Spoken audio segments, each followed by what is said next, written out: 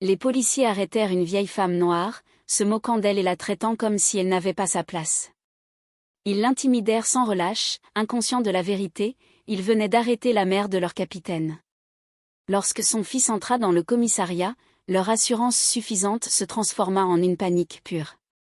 Jusqu'où cette confrontation irait-elle, et quel secret choquant révélerait-elle sur le système qu'ils servent? Ce matin, les rayons du soleil peignaient des stries dorées sur le lino usé du sol de Mondinet, un lieu familier dans les quartiers calmes de la ville. L'odeur du café frais et du bacon grésillant emplissait l'air tandis que les habitués s'installaient à leurs places habituelles. Une douce rumeur de conversation créait une atmosphère chaleureuse, parfaite pour ce matin frais. Evelyn Jackson, assise dans son coin préféré, semblait parfaitement à l'aise. Le siège en cuir avait pris la forme de son corps après des années de visites fidèles. Ses cheveux argentés étaient soigneusement coiffés, et son cardigan bleu poudré reflétait la dignité tranquille de ses yeux. Tandis qu'elle feuilletait le journal du matin, Jenny, la serveuse, vint remplir sa tasse de café avec un sourire sincère. « Merci, ma chère », murmura Evelyn d'une voix douce et chaleureuse, la même qui faisait d'elle une figure incontournable de ce petit restaurant. De l'autre côté du dîner, l'officier d'Arène tournait son café avec une force inutile, le badge de son uniforme captant la lumière du matin. À côté de lui, son jeune partenaire, Kyle Rogers, semblait mal à l'aise. Son uniforme, encore impeccable et neuf, contrastait avec celui usé de Darren. La jambe de Kyle rebondissait nerveusement, et son assiette était à moitié vide. « Les biens, regarde qui lit le journal dans notre coin », lança Darren à voix basse, avec une pointe de mépris. Kyle suivit son regard et observa Evelyn. Intrigué, il demanda. « Qui est-elle » Darren répondit avec un ton narquois. « Probablement quelqu'un qui n'a rien à faire ici. Ce qu'elle fait dans ce quartier, ça reste à expliquer. » Malgré un froncement de sourcils, Kyle hocha la tête, visiblement partagé entre le respect pour son partenaire et un malaise grandissant.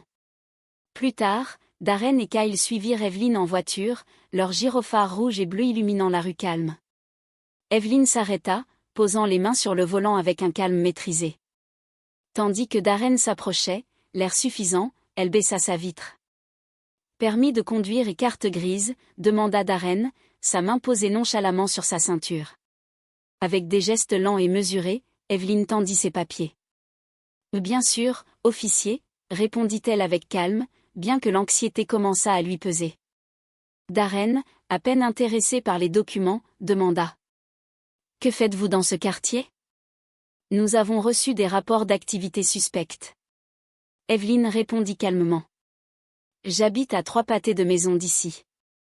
Je rentre juste du petit déjeuner chez Maes, où je vais chaque dimanche matin. » Cette scène anodine dégénéra rapidement sous l'impulsion de Darren, bien décidé à faire son devoir. Mais une révélation inattendue attendait ses officiers, ils venaient d'intercepter une femme dont l'identité allait bouleverser leur journée, et leur perception du système qu'ils servent. « Nous devons fouiller votre voiture », déclara Darren. « Je refuse respectueusement », répondit Evelyn avec fermeté, ses mains restant bien visibles sur le volant. Le cuir familier du volant était chaud sous sa poigne ferme. « Vous n'avez aucune raison valable pour effectuer une fouille », ajouta-t-elle calmement. Le visage de Darren se durcit, une veine battant sur sa tempe. « Madame, si vous n'obéissez pas, je vais supposer que vous cachez quelque chose. » Dernière chance, sortez du véhicule, lança-t-il en tambourinant nerveusement sur sa ceinture. « Je connais mes droits, » répondit Evelyn, sa voix inébranlable. « Je n'accepte pas une fouille. » Des années de confrontation similaires lui avaient appris à gérer ce genre de situation. « Kyle, appelle des renforts », aboya Darren en sortant ses menottes. Le cliquetis métallique résonna dans le calme matinal, brisant la tension de la scène. « Madame, vous résistez à un ordre légal », ajouta Kyle, bien que sa voix tremblât légèrement. Il tâtonna avec sa radio, évitant le regard fixe d'Evelyn, son inexpérience se reflétant dans ses gestes incertains. Quelques minutes plus tard, 2 autres voitures de patrouille arrivèrent, leurs phares clignotant illuminant la rue. Les voisins, attirés par l'agitation, observaient depuis leurs fenêtres ou sortaient sur leur porche. Evelyn, menottée, resta parfaitement immobile alors que Darren la conduisait vers la voiture de patrouille. Elle gardait sa dignité malgré l'humiliation publique. Sa voiture fut encerclée et fouillée avec efficacité par les agents, puis mise en fourrière. Elle regarda la dépanneuse emporter son véhicule avec une tristesse profonde, mais refusa de laisser son expression trahir ses émotions. Dans la voiture de patrouille, Evelyn était assise bien droite sur le siège arrière. À travers la cloison, elle pouvait voir Kyle jeter des regards nerveux dans le rétroviseur. Darren, lui, gardait les yeux fixés sur la route, sa mâchoire serrée. À la station, Evelyn fut escortée dans une salle d'attente austère.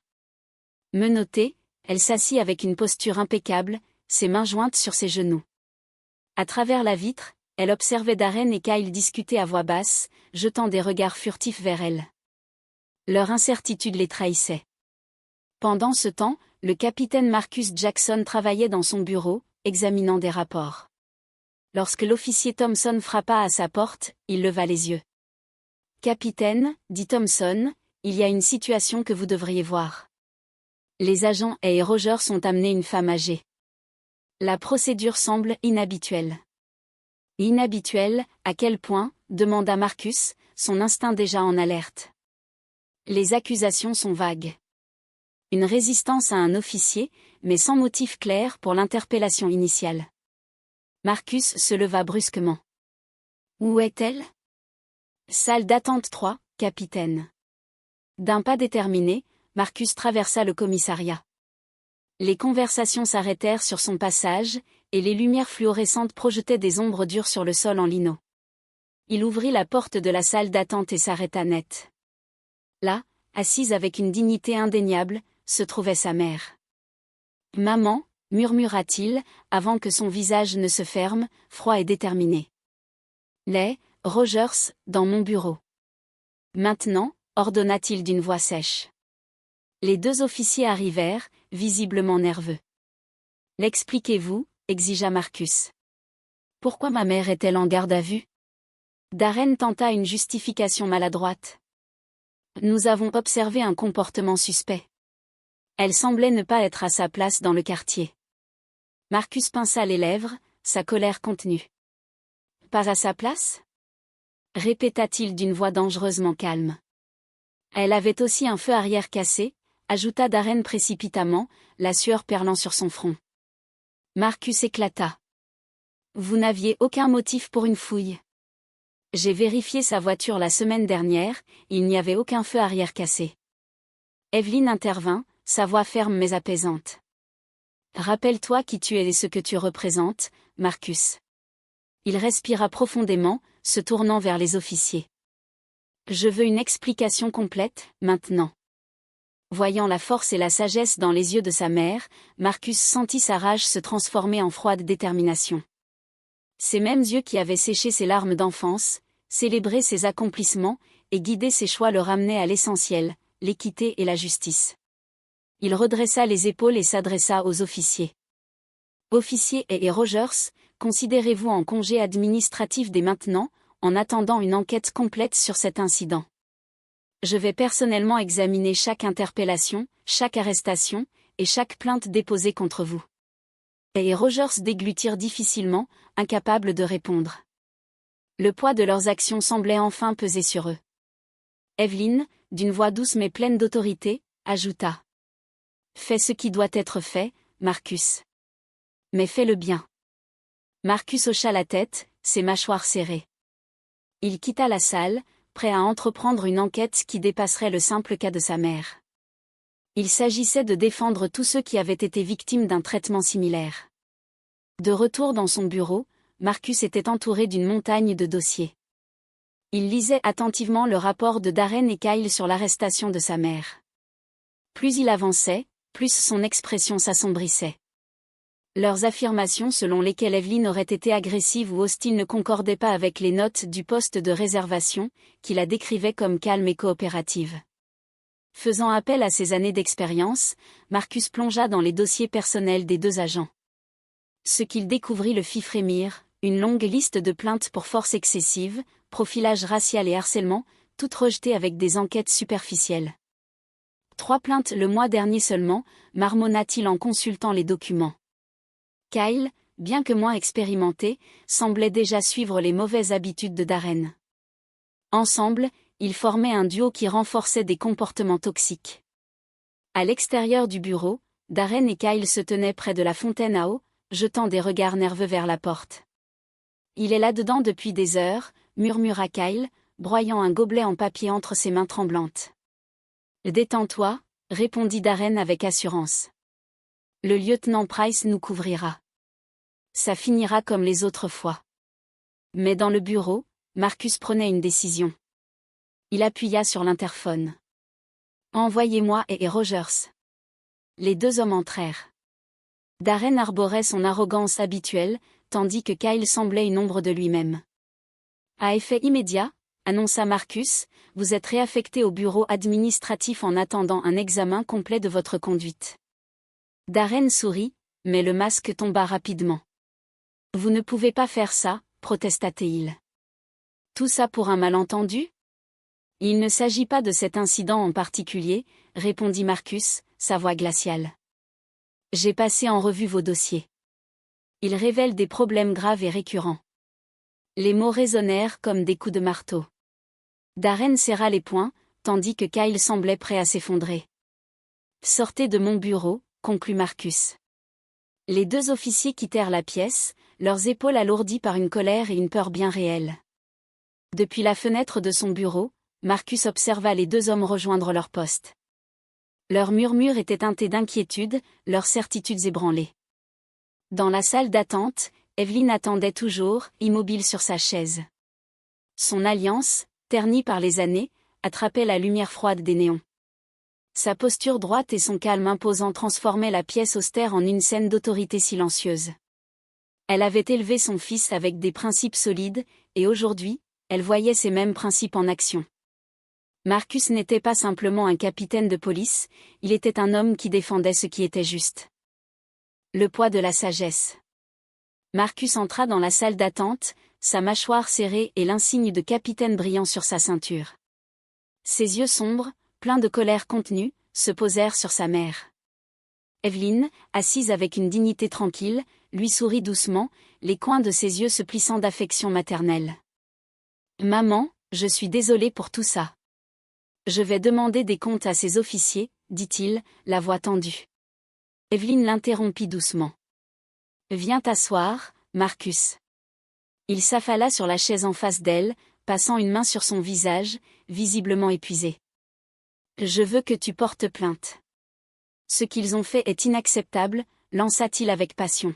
« Non, » répondit-elle fermement, sa voix douce mais déterminée. « Je veux que tu me libères, et ensuite, nous gérerons cela de la bonne façon. » « Mais maman. » Evelyn tendit la main et prit celle de son fils, ses doigts chauds et rassurants apaisant les siens, tremblant de colère. « Je me souviens, » commença-t-elle, « quand tu avais 10 ans et que Monsieur Peterson, le voisin, t'avait accusé d'avoir cassé sa fenêtre. Tu étais furieux, prêt à te battre. » Marcus hocha la tête, les souvenirs d'enfance revenant. « Tu m'avais dit que la dignité parlait plus fort que la colère, » murmura-t-il. Evelyn sourit doucement. « J'ai vécu selon ces mots toute ma vie. » En 1982, dans un magasin Caldwell, un agent de sécurité m'a accusé de voler. Il a fouillé mon sac devant tout le monde. Je pouvais crier, riposter.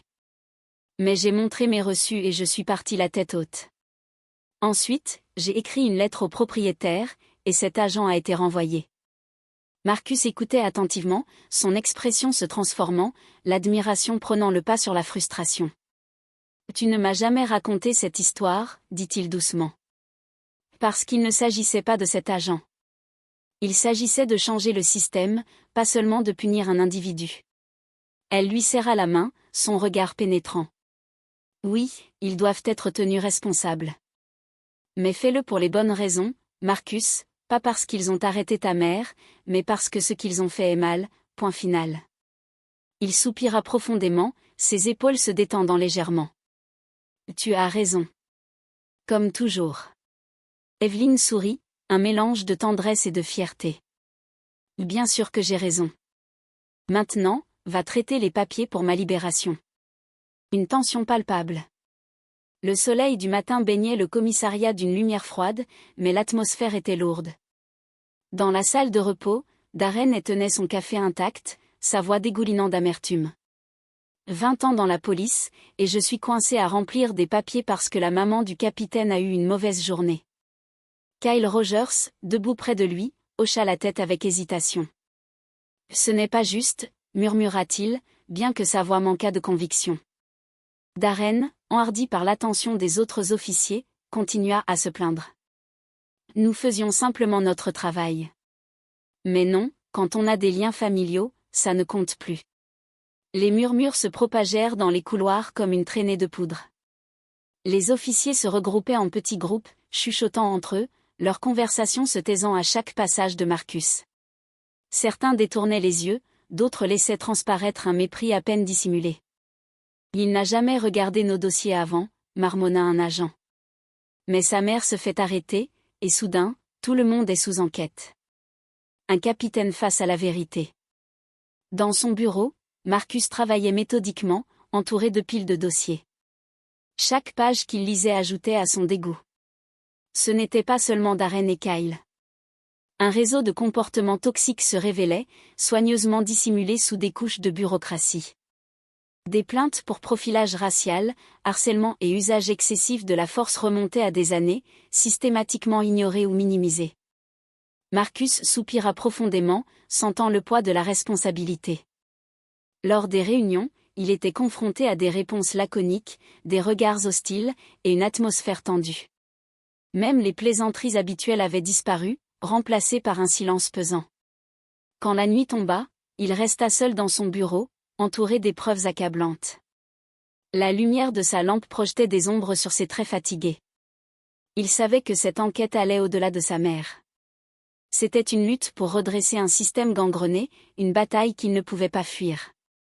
Marcus releva la tête, déterminé. Peu importe l'isolement, peu importe les murmures. Il était là pour une raison, la vérité. Le commissariat bourdonnait d'activité lorsqu'Evelyn Jackson franchit les portes d'entrée, un sac en papier marron soigneusement tenu dans ses mains. Ses talons claquaient doucement sur le sol en linoléum, attirant les regards curieux des officiers, qui détournaient rapidement les yeux lorsqu'elle croisait leurs regards. Vêtue d'une robe bleu marine et d'un cardigan, ses cheveux argentés soigneusement coiffés, Evelyn était l'image même de la dignité. « Bonjour », dit-elle chaleureusement au sergent à l'accueil. Ce dernier marmonna une réponse, trouvant soudain son écran d'ordinateur fascinant. Evelyn continua son chemin vers le bureau de Marcus. Dans le couloir, le lieutenant Price observait la scène, les bras croisés, son expression neutre, mais ses yeux perçants lui donnaient l'air d'un faux contraquant sa proie. Marcus leva les yeux de ses dossiers en entendant des pas familiers. Lorsqu'il vit sa mère entrer, son visage fatigué s'illumina. « Maman, qu'est-ce que tu fais ici ?» « Une mère ne peut-elle pas apporter le déjeuner à son fils ?» répondit Evelyn en posant le sac sur le bureau encombré de dossiers. « Tu ne manges pas correctement, je peux le dire. » Un sourire se dessina sur le visage de Marcus alors que l'arôme de la nourriture faite maison envahissait la pièce. « Tu n'étais pas obligé de faire ça, murmura-t-il. « Je voulais, répondit-elle en s'asseyant, le dos droit mais détendu. « Maintenant, dis-moi ce qui te tracasse. » Partageant un repas de poulet frit et de pain de maïs, Marcus baissa la voix, presque comme s'il craignait d'être entendu. « Plus je creuse, plus je découvre des problèmes. Ce n'est pas seulement Darren et Kyle. C'est un schéma qui remonte à des années. Mais à chaque étape, je rencontre des murs, des dossiers manquants, des témoins qui changent d'histoire. » Evelyn s'essuya la bouche avec une serviette, son regard perçant malgré son ton apaisant. « Et comment tes collègues prennent-ils ça ?» Marcus soupira, repoussant son assiette à moitié mangée. « Certains ne me regardent même plus en face. » À travers la vitre du bureau, Evelyn remarqua le lieutenant Price, qui passait à nouveau, son regard s'attardant un instant de trop. « Souviens-toi de ce que je t'ai appris sur les serpents dans l'herbe, dit-elle doucement. Parfois, ils se trouvent là où on les attend le moins. » Marcus hocha la tête, sa mâchoire se serrant. « Je sais, maman. Mais je ne peux pas m'arrêter, pas maintenant. » Evelyn se leva, rassemblant les boîtes à lunch.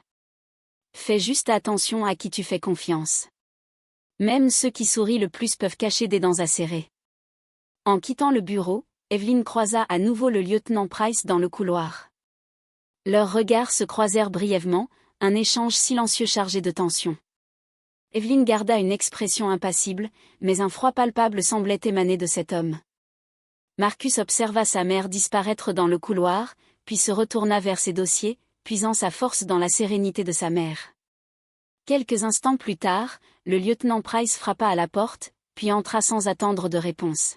« Capitaine » dit-il chaleureusement en s'installant sur une chaise face au bureau. Marcus leva les yeux, son expression restant neutre. « Lieutenant » Price sourit, un sourire pratique, presque faux. « Je voulais vous féliciter pour votre dévouement à l'équité dans le département. C'est vraiment admirable. »« Merci », répondit Marcus avec politesse. « Y a-t-il quelque chose de particulier dont vous souhaitiez discuter ?» Le sourire de Price s'élargit légèrement. « En fait, oui. J'ai remarqué que vous passez beaucoup de temps à examiner d'anciens dossiers. Je comprends l'importance de la minutie, mais je crains que creuser trop profondément dans les incidents passés ne soit contre-productif. » Marcus releva un sourcil. « Contre-productif ? Vous savez, » reprit Price en ajustant sa cravate, « la réputation du département est délicate. Remuer d'anciennes affaires ou réexaminer des plaintes closes pourrait nuire à la confiance du public. Et puis, cela affecte le moral. » Il fit un vague geste autour de lui. « Vous avez sûrement déjà remarqué la tension. » Marcus fixa Price d'un regard perçant. « Ce que j'ai remarqué, lieutenant, c'est un comportement répréhensible qui ne peut être ignoré. » La façade amicale de Price commença à se fissurer. « Ce sont des accusations graves, capitaine, dit-il, la voix basse. Elles pourraient avoir des conséquences considérables pour tout le monde, y compris pour ceux qui choisissent de déterrer ces affaires. » Une menace, répondit Marcus calmement. Le sourire de Price disparut complètement. Je vous conseillerais simplement de réfléchir aux relations que vous entretenez ici. Ce serait dommage de les perdre. Marcus se redressa dans son siège. Je suis plus préoccupé par la justice que par les relations. Price se leva lentement, ajustant sa veste avec une froideur calculée. Soyez prudent, capitaine. Parfois, la vérité cause plus de mal que de bien. Marcus regarda Price sortir, puis ouvrit un carnet pour y consigner chaque détail de leur conversation. Le comportement du lieutenant lui avait dit tout ce qu'il devait savoir. La lumière fluorescente bourdonnait dans le commissariat. Dans la salle de repos, les officiers, café en main, murmuraient entre eux, jetant des regards furtifs dans la direction du bureau de Marcus. La tension montait, mais Marcus, seul dans son bureau, se préparait à affronter ce qu'il savait être une longue bataille. Pour lui, il ne s'agissait pas seulement de dénoncer des individus, mais de redresser un système entier, aussi corrompu que fragile. Marcus leva les yeux, esquissant un léger sourire à l'attention de l'officier Miller, bien que la fatigue de ses traits trahisse le poids de son travail.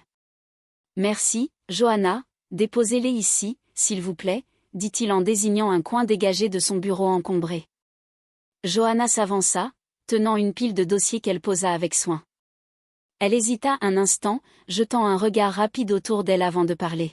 « Capitaine, je voulais vous dire, certains d'entre nous voient ce que vous essayez de faire. Nous savons que ce n'est pas facile, surtout avec toute l'opposition. Mais il y a des gens dans cette équipe qui croient en ce que vous représentez. » Marcus croisa son regard, surpris par ces paroles. Pendant un moment, il resta silencieux, cherchant les bons mots. « Merci, Johanna. Cela signifie beaucoup. Parfois, on se demande si on est complètement seul dans cette bataille. » Elle hocha la tête, son visage sérieux. « Vous ne l'êtes pas. C'est juste que, tout le monde n'a pas le courage de se montrer, pas encore. Mais continuez. Si quelqu'un peut faire bouger les choses ici, c'est vous. » Un léger sourire apparut sur le visage de Marcus, une étincelle de détermination renouvelée dans ses yeux. « Je vais continuer, Johanna. Et si jamais vous voyez ou entendez quelque chose qui pourrait aider, je suis là. » Johanna hocha la tête à nouveau avant de sortir, laissant Marcus seul avec ses pensées et les dossiers devant lui. Il prit une grande inspiration et ouvrit l'un des fichiers qu'elle venait de déposer. Les premières lignes étaient familières, une arrestation menée par Darren, une plainte classée sans suite malgré des éléments accablants. Mais ce qui attira son attention cette fois, c'était un nom qui revenait. Une personne impliquée dans plusieurs affaires, mais toujours protégée par des rapports manquants ou modifiés.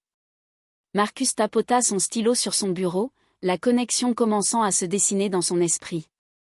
Il nota rapidement le nom dans son carnet avant de se pencher sur un autre fichier. Chaque page ajoutait une pièce au puzzle. Une chaîne d'influence, de complicité, et peut-être même de corruption au sein même du commissariat. Alors qu'il marquait une autre entrée, un bruit sourd dans le couloir attira son attention. Des murmures, puis le pas lourd de plusieurs personnes. Quelques instants plus tard, la porte de son bureau s'ouvrit brusquement. Le lieutenant Price se tenait là, accompagné de 2 officiers. Son visage, autrefois affable, était désormais grave. « Capitaine Jackson, nous avons besoin de vous voir immédiatement dans la salle de conférence. » Marcus resta un instant immobile, ses yeux analysant la scène. Les 2 officiers avec Price semblaient nerveux, évitant de croiser son regard. « Est-ce une demande officielle, lieutenant ?» demanda-t-il calmement, bien que sa vigilance ait déjà grimpé. « Disons que c'est dans votre intérêt, » répondit Price avec un sourire glacial.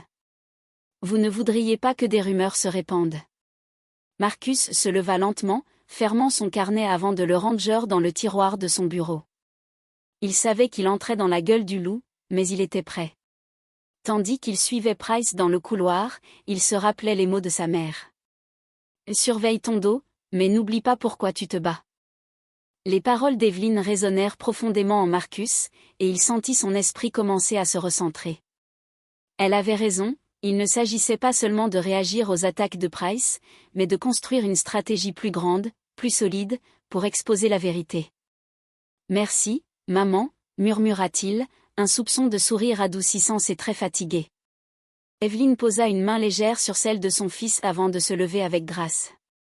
« Tu sais où me trouver si tu as besoin de plus de conseils, ou de pain de maïs, » ajouta-t-elle avec un clin d'œil avant de quitter la pièce. Resté seul, Marcus regarda le sac en papier brun sur son bureau, l'arôme réconfortant lui rappelant ce qu'il avait à défendre. Il ouvrit son tiroir, en sortit un carnet de notes et inscrivit les mots d'Evelyn, 3 étapes en avant. Il passa les heures suivantes à élaborer une stratégie. Ses 3 priorités étaient claires.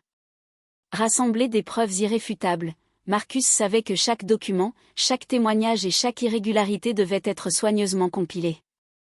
Avec l'aide de Johanna, il s'assurerait que chaque pièce soit authentifiée et classée. Construire un réseau d'alliés discrets, Marcus ne pouvait pas combattre Price seul. Il commença à identifier des officiers qu'il estimait intègres ou simplement désillusionnés par la culture toxique du commissariat. Il leur parlerait individuellement, cherchant à rallier des soutiens sans éveiller de soupçons. Garder une longueur d'avance sur Price, chaque action devait être anticipée. Si Price jouait la carte de la diffamation et de l'intimidation, Marcus contre-attaquerait avec transparence et rigueur. Mais il fallait le surprendre, une action publique, suffisamment importante pour que Price ne puisse pas la faire taire. Quelques jours plus tard, Johanna entra dans le bureau de Marcus en fermant soigneusement la porte derrière elle. Elle avait l'air nerveuse mais déterminée. « Capitaine, j'ai trouvé quelque chose. C'est gros. » Elle déposa un dossier sur son bureau. Marcus l'ouvrit, découvrant une série de transactions suspectes impliquant un compte offshore relié indirectement à Price. Ces fonds semblaient provenir d'accords douteux entre les promoteurs immobiliers et certains politiciens locaux. « Si on prouve ça, » murmura Marcus, « ce ne sera pas seulement Price. Ce sera tout un réseau. » Johanna acquiesça. « Mais cela implique que nous devrons faire appel à une autorité extérieure. Peut-être même fédérale. » Marcus ferma le dossier, son esprit travaillant à toute vitesse. L'idée d'impliquer les fédéraux était risquée, mais c'était peut-être leur seule chance de neutraliser Price et ses alliés avant qu'ils ne puissent réagir. « D'accord, » dit-il finalement. « Mais avant de faire ce pas, nous devons être sûrs à 100%. Continuez à creuser. Je vais m'assurer que nous avons un plan solide. » Johanna hocha la tête et quitta la pièce. Marcus se leva et regarda par la fenêtre, les rues de la ville baignées par le soleil déclinant. Il savait que ce qui l'attendait serait une bataille difficile, mais il n'était plus seul. Avec chaque pas qu'il prenait, Price perdait du terrain. Les échecs se gagnaient une stratégie à la fois. Marcus observa les dossiers étalés sur son bureau, ses mains fermement posées de part et d'autre, comme s'il cherchait à s'ancrer face à l'ouragan qui s'abattait sur lui. L'amertume de l'injustice et le venin de la trahison brûlaient dans sa poitrine, mais il savait qu'il ne pouvait pas se laisser dévorer par ses émotions. Il devait répondre avec stratégie, pas avec rage. Il se redressa et relut les conseils de sa mère qu'il avait notés quelques jours auparavant, 3 étapes en avant. Johanna frappa doucement à la porte, une tasse de café à la main. Elle entra sans attendre de réponse, sa présence aussi calme qu'encourageante. « Capitaine » murmura-t-elle, nous savions que Price riposterait. Mais ce n'est pas terminé. Marcus releva les yeux vers elle, appréciant sa détermination malgré l'atmosphère tendue. Il hocha la tête. Vous avez raison, Miller. Mais nous devons agir vite. Cette histoire est trop bien montée, et Price ne s'arrêtera pas là.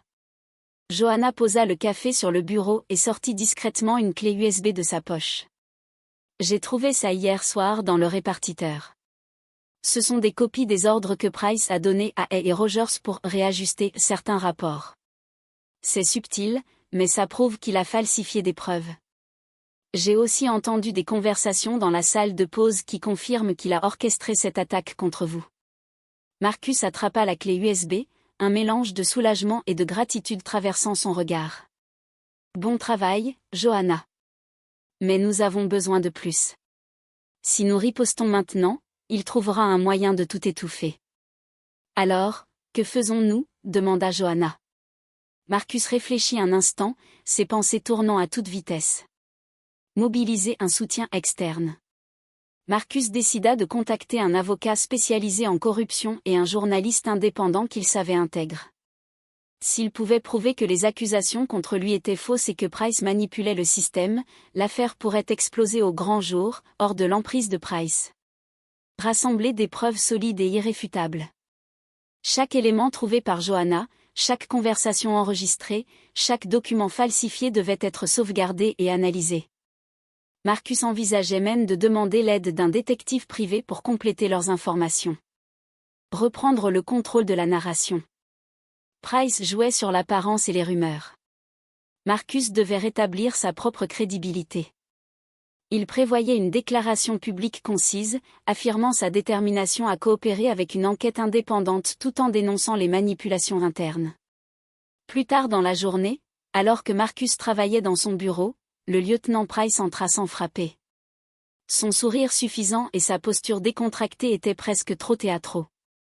« Capitaine Jackson », dit-il en s'adossant au cadre de la porte, « on dirait que votre petit empire vacille. Peut-être est-il temps d'admettre que ce métier n'est pas fait pour tout le monde. » Marcus le fixa calmement, refusant de montrer la moindre faiblesse. « Si vous êtes ici pour me conseiller, Price, gardez votre souffle. Vous savez aussi bien que moi que je ne vais pas baisser les bras. » Price haussa les épaules, un sourire froid étirant ses lèvres. « Vous êtes têtu. Mais les gens comme vous oublient une chose, quand tout le monde tourne le dos, il ne reste plus rien. Bonne chance, capitaine. » Il tourna les talons et sortit, laissant Marcus avec une certitude renforcée, il devait prouver à tout le monde, et surtout à lui-même, que la vérité pouvait prévaloir.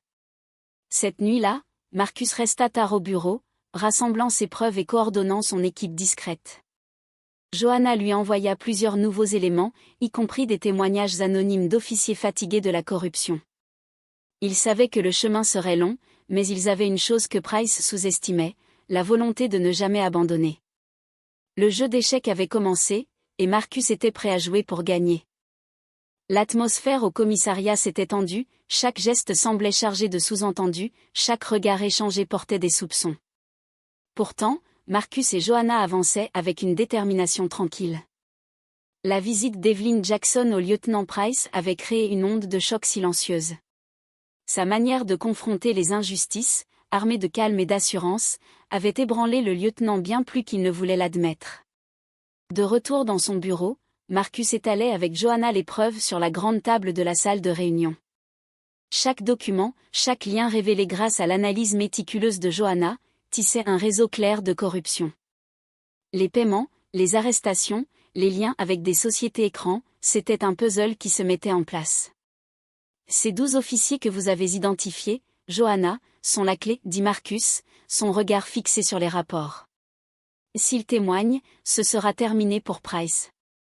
Johanna hocha la tête. J'ai commencé à les approcher discrètement.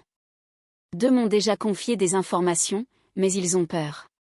Price a étouffé d'autres voix auparavant, ils veulent des garanties. Marcus croisa les bras, réfléchissant intensément. Nous devons leur donner une protection. Si nous faisons cela correctement, leurs témoignages combinés à nos preuves rendront la position de Price intenable. Pendant ce temps, Evelyn Jackson n'était pas restée inactive. Sa visite chez Price n'était qu'une étape de son propre plan. Elle avait passé son après-midi à contacter des amis influents dans la communauté, des personnes ayant du poids dans les médias et les organisations civiles. Elle savait que la lumière était le meilleur remède contre les ténèbres. Cette même soirée, une réunion communautaire était organisée. Evelyn prit la parole, sa voix douce mais ferme capturant l'attention de tous. Nous vivons dans une ville que nous aimons tous, mais que faisons-nous lorsque ceux censés la protéger abusent de leur pouvoir ? Il est temps que la vérité sorte. Nous devons exiger justice, non pas pour détruire, mais pour reconstruire. Les murmures d'approbation dans la salle grandirent. Evelyn savait que chaque soutien comptait, surtout face aux attaques de Price, qui avaient infiltré jusque dans les plus hautes sphères. Le lendemain, un journaliste indépendant publiait un article détaillant les accusations de corruption entourant Price, s'appuyant sur des témoignages anonymes fournis par des membres du commissariat et des documents partagés par Marcus. C'était la première fissure visible dans l'armure de Price. Lorsque Price vit l'article, sa façade commença à se fissurer. « Qui ose me défier comme ça ?» grogna-t-il dans son bureau, ses poings frappant la table. Mais sous son apparente colère, une inquiétude montait. Les preuves contre lui devenaient incontrôlables. Les témoignages éclatent. Les 12 officiers identifiés par Johanna commencèrent à se manifester. Ils se réunirent discrètement dans un endroit neutre, où Marcus et un avocat de confiance enregistrèrent leurs témoignages. L'un après l'autre, ils décrivirent les pressions, les intimidations, et les ordres directs qu'ils avaient reçus de Price et de son entourage. Je savais que c'était mal, mais je ne savais pas comment m'en sortir, avoua l'un d'eux, les mains tremblantes. Marcus posa une main rassurante sur son épaule. Vous avez fait le bon choix aujourd'hui. Vous n'êtes pas seul.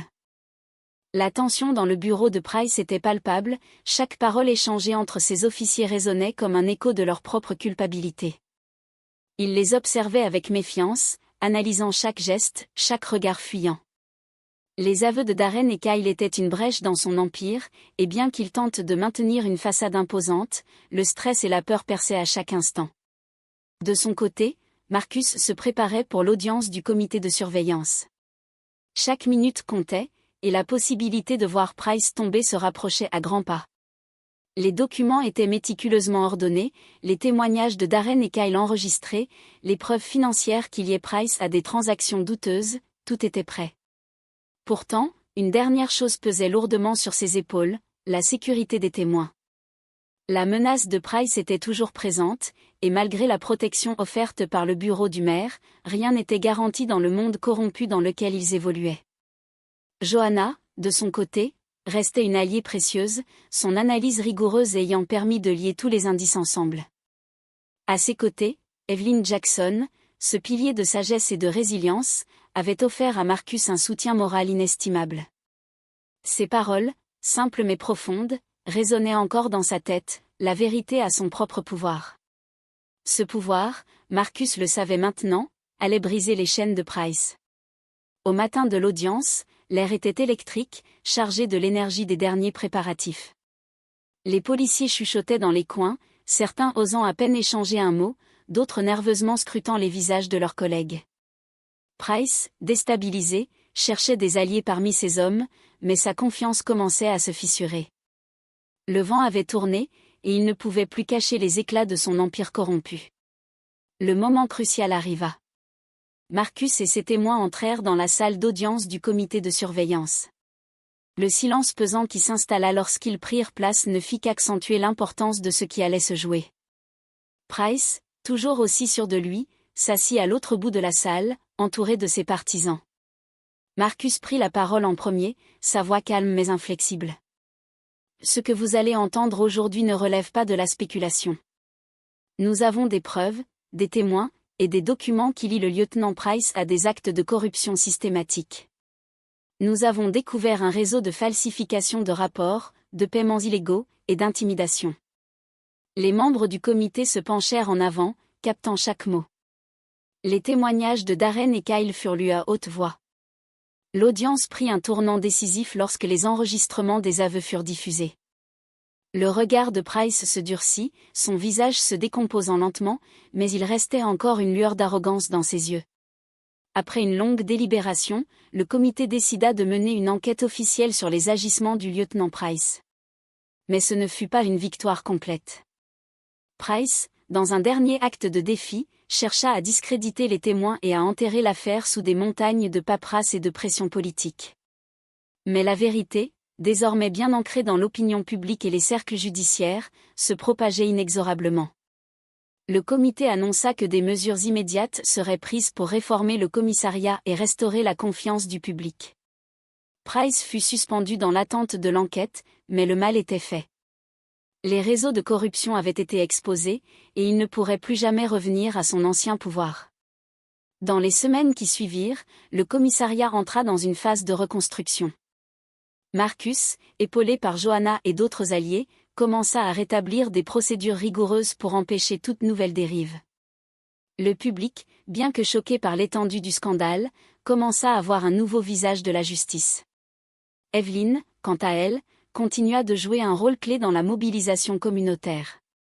Elle se rendait dans les quartiers, parlant aux habitants, leur assurant que la vérité avait triomphé et que, bien que le chemin fût semé d'embûches, l'intégrité et le courage étaient les seules armes qui pouvaient vraiment apporter un changement.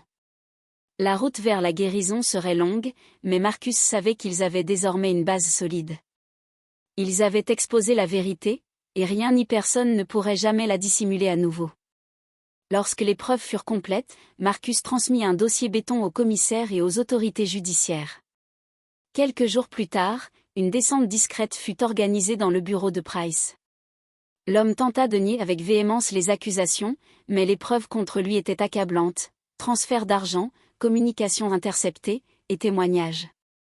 Marcus était dans le couloir lorsque Price fut escorté hors du commissariat. Ce dernier lança un regard noir à Marcus. « Vous avez gagné cette manche, Jackson. Mais les vrais ennemis sont plus hauts que vous ne le pensez. » Marcus le regarda avec une expression calme, mais déterminée. « La justice n'a pas d'ennemi trop grand, Price. Elle finit toujours par triompher. » Avec Price écarté, Marcus et Joanna purent enfin travailler à la reconstruction du commissariat. Des réformes furent mises en place, et une enquête indépendante surveilla les pratiques internes pour restaurer la confiance du public. Evelyn Jackson, quant à elle, continua d'être un pilier de sagesse et de force dans la communauté. Marcus savait qu'il lui devait beaucoup, elle avait été la première à lui rappeler qui il était et pourquoi il se battait. Le chemin restait long, mais pour la première fois depuis longtemps, l'espoir brillait à travers les fenêtres du commissariat, éclipsant les ombres de la corruption. La salle était électrique, pleine de tension et de regards curieux.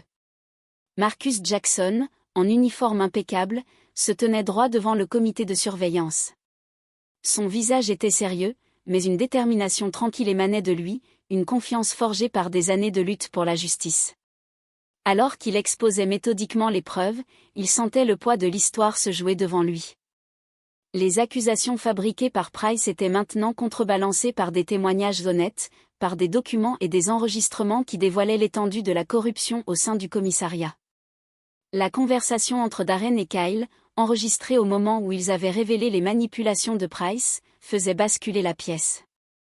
Le lieutenant, habituellement suffisant, commençait à perdre son assurance, son regard fuyant trahissant une angoisse grandissante. Les témoignages de Darren et Kyle étaient cruciaux. Bien que leur voix tremble sous la pression, leurs aveux étaient sincères.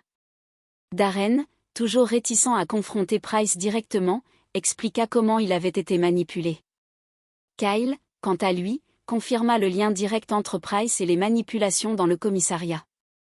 Leurs témoignages, couplé aux preuves financières que Johanna avait minutieusement rassemblées, semblait inévitable. Le regard des membres du comité changeait à chaque mot prononcé. Au fur et à mesure que les informations s'empilaient, l'air devenait plus lourd, l'atmosphère plus tendue. Marcus, tout en gardant son calme, pointa des documents financiers sur la table, révélant des transactions douteuses et des paiements illégaux. Chaque preuve renforçait la conviction que Price, en tant que lieutenant, avait organisé et couvert un réseau de corruption qui allait bien au-delà de simples malversations administratives. À l'extérieur, Evelyn Jackson, cette figure solide de la communauté, avait été le pilier autour duquel Marcus avait pu bâtir sa crédibilité.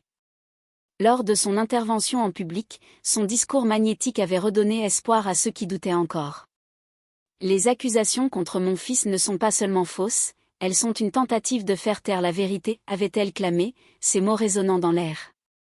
Chaque membre du comité semblait comprendre que derrière ces accusations, il y avait une intention bien plus insidieuse, cacher des abus systématiques et détourner l'attention de la véritable injustice. Les gens se rassemblaient, partageant leurs propres expériences, apportant des preuves tangibles de l'impact positif de Marcus sur la communauté. Le soutien populaire se faisait entendre, et le regard des journalistes qui suivaient l'événement changeait également, de sceptiques à solidaires. Les caméras capturent les visages des membres du comité, certains visiblement bouleversés par ce qu'ils entendaient. Le face-à-face avec Price était inévitable. Marcus savait que Price, avec son arrogance et ses relations, allait essayer de se défendre. Mais avec les preuves accumulées et l'appui de sa communauté, Marcus était prêt à faire face à l'ultime confrontation. Il avait pris soin de mettre en lumière la méthode de Price, démontrant comment ce dernier avait manipulé les événements et les individus pour servir ses propres intérêts. L'enregistrement des aveux de Darren et Kyle, joué devant le comité, acheva de faire tomber les derniers masques. Le silence qui suivit l'écoute de la conversation était lourd de signification. Même Price, qui jusque-là semblait invincible, ne pouvait plus cacher sa culpabilité. Marcus Jackson savait que cette journée allait marquer un tournant décisif. Le comité de surveillance, après avoir écouté toutes les preuves et les témoignages, prit la décision de lancer une enquête officielle sur les agissements de Price. La portée de l'enquête ne se limiterait pas simplement à Price, mais à toute la structure corrompue qu'il avait créée autour de lui. L'avenir de Price semblait scellé. Son empire de corruption, bâti sur des mensonges et des manipulations, s'effondrait devant l'inébranlable recherche de vérité de Marcus et de sa mère Evelyn. Le soleil déclinait, mais la lumière de la vérité brillait plus fort que jamais, et Marcus savait que ce combat, bien qu'il fût épuisant, n'était que le début d'une transformation nécessaire. Les fondations d'un système de justice plus juste étaient désormais en place, et il n'y avait plus de retour en arrière possible.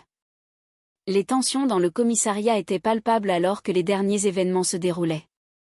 Le comité de surveillance avait rendu sa décision, suspendant immédiatement le lieutenant Raymond Price et recommandant des accusations criminelles basées sur les preuves irréfutables de corruption et d'abus de pouvoir. Le capitaine Marcus Jackson, quant à lui, était innocenté des accusations portées contre lui, et sa réputation restaurée grâce à la détermination de sa famille, de ses collègues et de la communauté. Cependant, alors que la justice semblait avoir triomphé, l'air restait lourd, marqué par les répercussions de ces mois d'enquête. Les officiers dans la salle de repos se tenaient là, nerveux et inquiets, observant les images du président du comité qui annonçait la suspension de Price. Leurs regards, mêlés de respect et de honte, traduisaient un profond malaise face à la situation. La confrontation avec les officiers.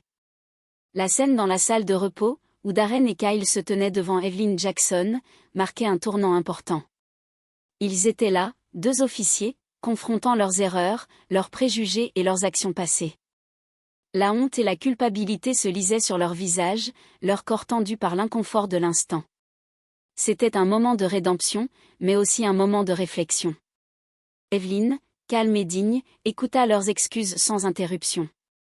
Son regard, ferme mais compréhensif, témoignait de la douleur qu'elle avait vécue, mais aussi de sa capacité à voir au-delà des erreurs pour encourager le changement. « Merci pour vos excuses, dit-elle simplement, avant d'ajouter, mais vous comprenez que les mots seuls n'effacent pas ce qui s'est passé. » Ce n'était pas un simple pardon qu'elle cherchait, mais un engagement sincère à changer.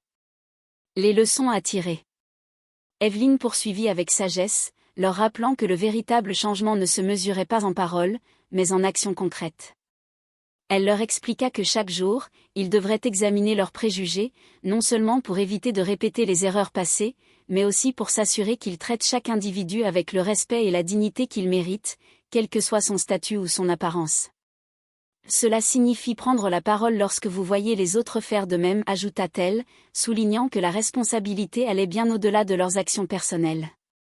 Les mots d'Evelyne étaient comme un appel à l'action, une invitation à se redéfinir en tant qu'individu et professionnel, et à comprendre qu'aucune erreur ne pouvait être réparée sans un travail quotidien sur soi-même. Darren, les yeux pleins de regret, acquiesça, sa voix remplie de contrition. Oui, madame, nous ferons mieux.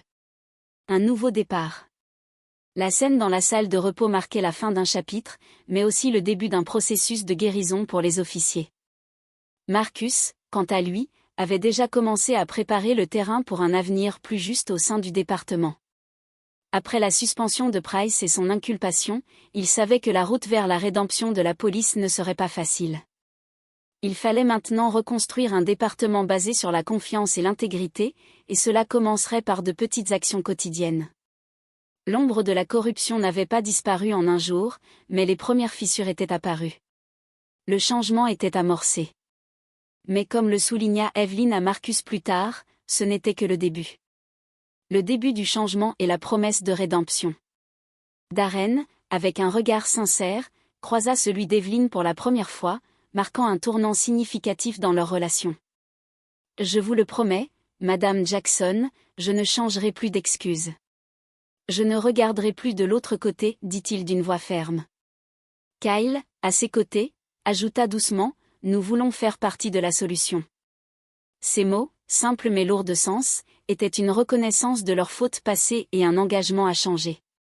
Après avoir exprimé leurs regrets, ils quittèrent la salle avec la tête basse, leur conscience alourdie mais leur détermination à rectifier leurs erreurs intactes. Marcus, en entrant dans la salle de repos, observa leur départ silencieux, puis se tourna vers sa mère, l'inquiétude marquant son visage. « Comment ça s'est passé ?» demanda-t-il, recherchant un signe de réconfort.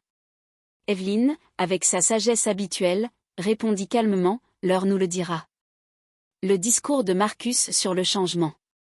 Le moment crucial du discours de Marcus dans la salle de conférence principale était arrivé. Il s'adressa aux officiers avec une autorité calme et déterminée, sachant que la route du changement serait longue et semée d'embûches. Nous sommes ici aujourd'hui pour discuter de l'avenir de notre circonscription, commença-t-il. Les événements récents nous ont montré que le changement n'est pas seulement nécessaire, il est crucial pour notre survie en tant que département. Il expliqua les premières étapes du plan de transformation, une formation obligatoire sur les biais pour tous les officiers, quel que soit leur grade ou leur ancienneté, la création d'un comité d'examen indépendant des allégations d'inconduite, et la mise en place de protocoles de caméras corporelles. Certains officiers, particulièrement ceux plus anciens, semblaient réticents à l'idée de cette surveillance accrue, exprimant leurs préoccupations sur l'impact que cela aurait sur leur travail quotidien. Joanna Miller, cependant, intervint avec une énergie positive, annonçant qu'elle se porterait volontaire pour diriger le nouveau programme d'engagement communautaire, soulignant l'importance d'une collaboration plus étroite avec la communauté qu'ils étaient censés servir. Nous ne nous contentons pas d'appliquer la loi, nous faisons partie de cette communauté, expliqua-t-elle, et son intervention sembla toucher certains des officiers plus jeunes, tout comme quelques vétérans qui commencèrent à remettre en question leur position initiale. Evelyne et le maire plaidoyaient pour un véritable changement. Dans un autre bureau, Evelyne Jackson se rendit chez le maire, Thomas Carter, pour discuter des prochaines étapes du changement nécessaire au sein du département de police. Bien qu'il fût initialement surpris par sa demande, le maire écouta attentivement les propositions d'Evelyne, qui parla avec passion de la nécessité d'une transformation radicale du système de police. « Ce n'est pas seulement un incident isolé ou quelques mauvais agents, expliqua-t-elle. Il s'agit d'un système qui doit être reconstruit à partir de zéro. » Elle présenta un document soigneusement préparé, exposant des propositions de formation continue, de comités de surveillance indépendants et d'initiatives d'engagement communautaire qui iraient au-delà des simples démarches de communication. Le maire, bien qu'intrigué par la complexité et le coût des propositions, reconnut la validité de ces arguments. Vous faites valoir des arguments convaincants, admis-il après un moment de réflexion. Je peux m'engager à donner la priorité à ces initiatives dans le budget de l'année prochaine et je travaillerai avec le capitaine Jackson pour mettre en œuvre ces changements. Evelyn, satisfaite de cette première victoire, sortit du bureau du maire et contacta immédiatement Marcus pour le tenir informé. Vous avez plus d'alliés que vous ne le pensez, continuez, lui dit-elle avec une chaleur palpable dans sa voix. Le soutien institutionnel semblait se renforcer autour de lui, même s'il savait que les défis étaient loin d'être terminés. Une nouvelle ère pour le département. À son bureau, Marcus étudiait un rapport d'incident détaillant une confrontation entre l'officier Peterson et un adolescent suspect. Les images de la caméra corporelle diffusées à l'écran ne correspondaient pas aux détails du rapport écrit, un signe inquiétant d'incohérence. Tandis qu'il réfléchissait à la situation, Johanna entra dans la pièce. Les témoins sont ici pour leurs entretiens, annonça-t-elle, signalant qu'une autre étape cruciale était sur le point de commencer. Les événements récents avaient ouvert la voie à une transformation fondamentale du département, mais la route serait difficile.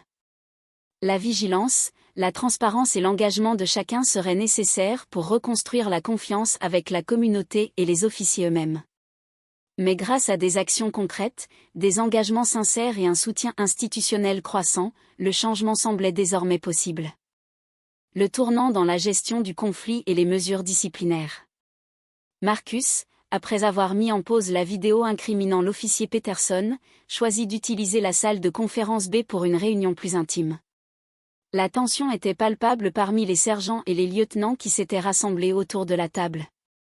Marcus, implacable, commença la réunion d'une voix ferme, en présentant des photos de l'incident qui faisait la une des journaux. La confiance du public est fragile, expliqua-t-il. Nous devons gérer cela par le livre. Cet incident a déjà fait beaucoup de bruit. Je veux une enquête approfondie, sans compromis. L'agent Peterson, assis en face de lui, semblait sur la défensive, croisant les bras et évitant le contact visuel. Lorsqu'on lui montra les vidéos, la divergence entre ses déclarations et les faits filmés devint évidente. Vous n'étiez pas là, tenta-t-il de justifier, vous ne savez pas ce que j'ai ressenti à ce moment-là. Mais Marcus, implacable, rembobina la vidéo et le confronta calmement, pouvez-vous expliquer cette divergence ? Après plusieurs heures d'enquête, croisant les témoignages et les preuves matérielles, la vérité éclata, Peterson avait abusé de son pouvoir, utilisant une force excessive sans justification valable. Sur cette base, Marcus prit une décision disciplinaire. Je vous émets une suspension de 30 jours sans salaire, annonça-t-il fermement. De plus, vous devrez suivre une formation de désescalade avant de revenir en service actif. La nouvelle se propagea rapidement dans le commissariat, suscitant des réactions partagées. Certains officiers murmuraient que cela reflétait une faiblesse de leadership, tandis que d'autres approuvaient la gestion juste mais ferme de la situation. La conférence de presse et l'importance de la transparence. Lors de la conférence de presse, Marcus, accompagné de Johanna, fit face aux caméras. La transparence et la responsabilité ne sont pas que des mots, déclara-t-il. Elles sont le fondement de la confiance entre les forces de l'ordre et la communauté que nous servons. Avec ces mots, il réaffirma l'engagement du département à se conformer aux normes les plus élevées de responsabilité et de transparence. Le changement palpable dans le commissariat. Dans les jours qui suivirent, Evelyn se rendit au commissariat, observant les changements qui s'étaient produits. L'atmosphère, autrefois tendue et marquée par l'intimidation, était désormais plus humaine. Les officiers saluaient les citoyens avec respect et patience. Les programmes de sensibilisation communautaire que vous avez suggérés font une réelle différence, dit Johanna Miller à Evelyn, soulignant l'impact positif des réformes. Evelyn hocha la tête, satisfaite, en continuant vers le bureau de son fils. Marcus, plongé dans les rapports trimestriels, se leva à son arrivée, l'embrassant avec affection. Je n'aurais pas pu faire tout ça sans toi, lui confia-t-il, reconnaissant l'énorme soutien que sa mère lui avait apporté. Evelyn répondit avec douceur, tu l'as toujours eu en toi, bébé, parfois nous avons juste besoin d'un petit coup de pouce pour trouver notre courage. Ensemble, ils se rappelèrent les premiers affrontements difficiles, comme celui avec le lieutenant Price, qui pensait pouvoir intimider Marcus. Evelyn, avant de quitter le commissariat, s'arrêta un instant dans le hall, observant les agents au travail. Le bâtiment, autrefois un symbole de pouvoir et de contrôle, était devenu un lieu de justice et de dignité. Elle ressentit une profonde satisfaction en voyant l'impact tangible de ces changements. Une transformation réussie. Alors que Marcus continuait à passer en revue les rapports et les statistiques, les résultats parlaient d'eux-mêmes, les relations avec la communauté s'étaient nettement améliorées, et le comportement des officiers montrait des signes positifs. Cela témoignait que les réformes qu'ils avaient mises en place commençaient à prendre racine. Un léger coup à la porte interrompit sa réflexion. Johanna Miller entra dans le bureau, son sourire habituel adouci par un léger signe de complicité. « Tu as une minute, capitaine ?» demanda-t-elle. Marcus, toujours concentré sur son travail, la invita à s'asseoir. J'étais justement en train de parcourir ses rapports trimestriels. La transformation du département semblait désormais bien en marche, et Marcus savait que, même si des défis persistaient, l'avenir était désormais empreint de plus d'espoir et de possibilités. Les progrès au commissariat, une transformation en cours. Johanna, comme toujours, s'installa avec professionnalisme, plaçant un dossier sur le bureau de Marcus. Elle semblait apprécier le changement qu'ils avaient vécu ensemble. Marcus, après avoir parcouru le rapport, exprima sa satisfaction. Les plaintes civiles ont diminué de 40%, nos délais de réponse se sont améliorés. Même la satisfaction au travail des agents a augmenté. Il mentionna particulièrement les jeunes agents, citant l'exemple de l'agent Rodriguez, qui avait exprimé son appréciation pour le programme de mentorat, soulignant à quel point cela l'aidait à mieux comprendre le rôle de la police dans la communauté. Il m'a dit que ça lui montrait à quoi ressemble la vraie police de communauté, ajouta Johanna avec un sourire, mettant en lumière l'impact tangible des réformes sur le terrain. Marcus se rappela les mois tumultueux qui avaient suivi le renvoi du lieutenant Price, lorsque l'équipe semblait hésitante et réticente. Il y a eu des moments où je n'étais pas sûr qu'on arriverait aussi loin, avoua-t-il, un brin nostalgique. Mais vous ne m'avez jamais laissé tomber. Johanna, touchée par ces mots, rappela à Marcus que ce qu'il avait accompli avait un véritable impact. Cela signifie quelque chose pour les gens. Vous nous avez montré que le changement est possible. Un officier, une interaction à la fois, dit-elle doucement. Elle lui tendit ensuite une note manuscrite de l'agent Chen, relatant une situation où elle avait utilisé les techniques de désescalade apprises pour résoudre un appel de violence domestique sans recourir à la force. Voici à quoi ressemble le vrai changement, conclut Johanna. Vous nous avez donné quelque chose en quoi croire. Marcus prit la note avec une grande appréciation, touché par la sincérité de ses témoignages de progrès. La réflexion de Marcus et l'appui d'Evelyn. Quelques instants plus tard, en rentrant chez sa mère, Marcus se sentit reconnaissant pour l'impact des réformes qu'il avait initiées. Assis à la table de la cuisine d'Evelyn, entouré de l'arôme du café frais, il expliqua à sa mère que les nouveaux programmes de formation avaient réellement commencé à transformer la dynamique au commissariat. Même les officiers qui étaient sceptiques au début viennent maintenant m'en parler, dit-il. Evelyn, en écoutant attentivement, se souvint d'un incident avec l'agent Chen et la façon dont elle avait géré une situation délicate avec calme et dignité, ce qui lui rappelait la manière dont Evelyn elle-même avait agi dans des moments similaires. Ils échangèrent des sourires en se rappelant les difficultés rencontrées, notamment le renvoi de Price et la tension qui avait suivi. C'est comme si tout ça faisait partie du passé maintenant, dit Marcus, pensif. Evelyn, toujours d'un soutien inébranlable, le toucha doucement. Regarde ce qui en est ressorti. Un vrai changement, celui qui dure. La conversation se tourna vers les leçons qu'ils avaient apprises. Le vrai leadership, ce n'est pas d'avoir toutes les réponses. C'est rester fidèle à ce qui est juste, même quand c'est difficile. Ces paroles, simples mais profondes, résonnaient en Marcus alors qu'il se préparait à partir pour une nouvelle journée de travail. Il se sentait plus fort, plus près, son esprit et son cœur nourris par l'amour et le soutien de sa mère. La vision de Marcus, un changement palpable. Le lendemain, au commissariat, Marcus se tenait sur le podium devant un public attentif d'officiers, de responsables communautaires et de responsables municipaux.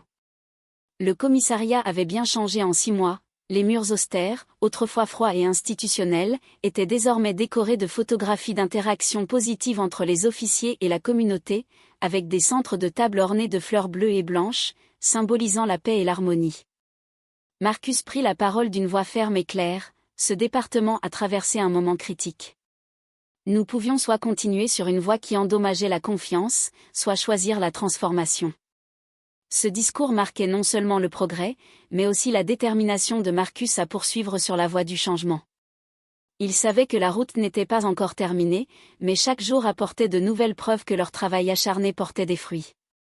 Et c'était là la véritable mesure du succès, la confiance retrouvée, les interactions respectueuses et la fierté retrouvée dans les actions du commissariat. La célébration du changement et l'unité retrouvée. Marcus prit une pause, ses yeux se portant sur les visages attentifs devant lui. Et grâce à des agents dévoués comme Johanna Miller et les membres de la communauté qui nous ont tenus responsables, nous avons choisi le changement, déclara-t-il d'une voix pleine de conviction. Johanna, debout près du podium, s'avança avec une assurance tranquille, sa fierté évidente face aux accomplissements partagés. Lorsque le capitaine Jackson a présenté pour la première fois sa vision de la réforme, beaucoup pensaient que c'était impossible, dit-elle, suscitant des rires dans le public. Mais ce que nous avons fait prouve que le changement est possible. Elle énuméra les réformes importantes mises en place, la formation obligatoire sur les préjugés, les conseils de surveillance communautaire, les procédures disciplinaires transparentes, tout cela prouve que nous pouvons vraiment évoluer. Darren et Kyle, assis parmi l'auditoire, écoutaient attentivement, leur posture droite et pleine de détermination. Après des mois de travail acharné pour guider de nouvelles recrues, leur rôle en tant qu'éducateur était désormais central. Notre parcours vers la réforme continue, dit Darren lorsqu'il prit la parole. L'agent Rogers et moi enseignons désormais aux nouvelles recrues l'importance de vérifier nos préjugés et de traiter chaque membre de la communauté avec respect. Evelyn, assise au fond de la salle, suivait l'événement avec une satisfaction tranquille. Ses yeux croisèrent brièvement ceux de Marcus, et dans cet échange silencieux, un flot de fierté et de compréhension se communiqua. L'événement se conclut par une ovation debout, marquée par une atmosphère d'unité où les officiers et les membres de la communauté se mêlaient librement, échangeant histoire et espoir pour l'avenir. Le moment de réflexion de Marcus. Au fur et à mesure que la foule se dispersait, Evelyn se retira discrètement, laissant Marcus entouré de collègues et de sympathisants. Alors que le soleil se couchait, peignant le ciel de nuances orange et rose, Marcus resta un moment là, observant la scène. Il ressentait une étrange sérénité. Le poids de mon insigne semble différent maintenant, pensa-t-il. Ce n'était plus un fardeau accablant, mais un symbole d'équilibre, de justice et de responsabilité retrouvée. Le chemin n'avait pas été facile, mais chaque pas, chaque sacrifice en valait la peine. Le changement, bien qu'encore en cours, était tangible. Marcus se sentait plus près que jamais à continuer ce travail, avec un sentiment de fierté et d'accomplissement renouvelé. Ce que nous avons accompli ensemble est juste, se dit-il, alors que le ciel devenait de plus en plus sombre. L'histoire qu'ils avaient écrite ensemble, bien qu'encore loin de la fin, était une histoire de transformation, d'unité et de véritable service à la communauté.